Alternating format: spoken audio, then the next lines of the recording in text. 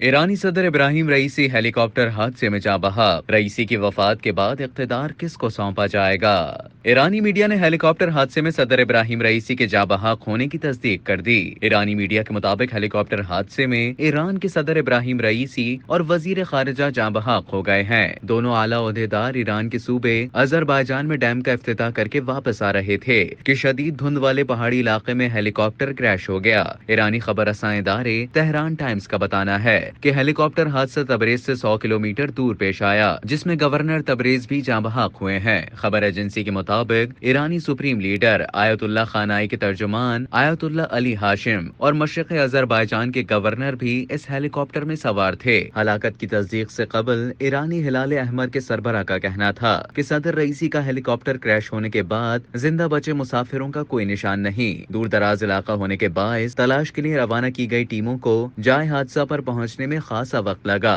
چلیے اب جانتے ہیں کہ صدر کی وفات کے بعد کیا ہوگا، کون اس عہدے پر براجمان ہوگا۔ اسلامی جمہوریہ ایران کے آئین کے آرٹیکل 131 کے مطابق اگر کوئی صدر اپنے عہدے پر فوت ہو جائے تو سپریم لیڈر کی تصدیق کے بعد پہلا نائب صدر اقتدار سنبھالتا ہے۔ ایرانی آئین کے مطابق صدر کی موت یا نااہلی کی صورت میں پہلا نائب صدر صدارت کا عہدہ سنبھالے گا اور زیادہ سے زیادہ 50 دنوں کے اندر انتخابات ہونے تک صدر کے فرائض انجام دے گا۔ دیگر ممالک کے برعکس ایران کی پہلی نائب صدارت ایک مقررہ عہدہ ہے، منتخب کردہ نہیں۔ نائب صدر نے 1989 میں عہدے کے خاتمے کے بعد وزیر اعظم کے کچھ اختیارات سنبھال لیے تھے۔ ایران میں بیک وقت کئی نائب صدور مقرر ہیں، لیکن وہ زیادہ تر کابینہ کے ارکان کے طور پر کام کرتے ہیں۔ البتہ ان میں محمد مخبر کا عہدہ پہلا نائب صدر کا سمجھا جاتا ہے۔ ابراہیم رئیسی نے اقتدار سنبھالنے کے فوراً بعد اگست 2021 میں مخبر کو اپنا پہلا نائب صدر مقرر کیا تھا۔ آئین میں ترمیم کے بعد سے وہ اس عہدے پر فائز ہونے والے 7ویں شخص ہیں۔